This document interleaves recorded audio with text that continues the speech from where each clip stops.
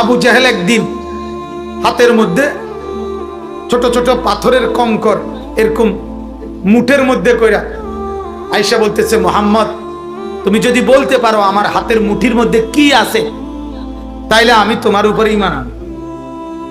আল্লাহ নবী সাল্লাল্লাহু আলাইহি ওয়াসাল্লাম বললেন, চাচা আমি না বলে আপনার হাতের মুঠের মধ্যে যাই থাকুক ওইটা যদি বলে আমি আল্লাহর নবী তাইলে ঈমান আনবেন।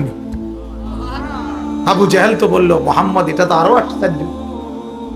আল্লাহর নবী সাল্লাল্লাহু আলাইহি ওয়াসাল্লাম বললেন, হাতের মুঠিতে তুমি যাই থাকো তুমি বলো মান আনা, বলো তুমি আমি কে। পাথরের কঙ্কর থেকে আল্লাহর কুদরতে আওয়াজ বের হয়েছে, পাথরের কঙ্কর বলছে আশহাদু আন্নাকা মুহাম্মাদুর রাসূলুল্লাহ, আমি সাক্ষ্য দিচ্ছি আপনি মুহাম্মদ